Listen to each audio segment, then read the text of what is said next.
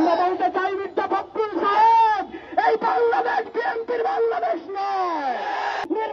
নির্বাচন খেলা আমরা খেলতে দিব না। কিন্তু আমরা লক্ষ্য করলাম শুধু নির্বাচন দিয়েই ক্ষান্ত থাকতে চান না। এক বন্ধু বলেছিলেন, ফখরুল সাহেব আমি পালাবো না।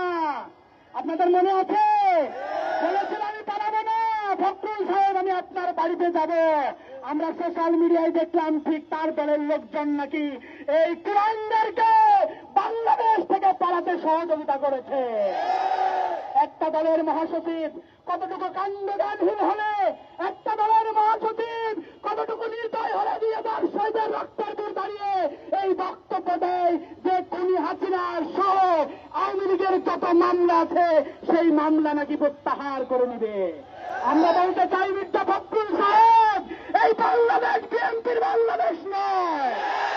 এই বাংলাদেশ এই ঠাকুরগাঁও থেকে উঠেছে মির্জা ফখরুল সাহেবের বাংলাদেশ নয়, বরং এই বাংলাদেশ সে সকল শহীদ যোদ্ধা যারা শহীদ হয়েছে, যারা রক্ত দিয়েছে, যে মা সন্তান হারিয়েছে, যে বাবা সন্তান হারিয়েছে, যে স্বাধীনতার খেলার সাথীকে হারিয়েছে, এই বাংলাদেশ তাদের বাংলাদেশ।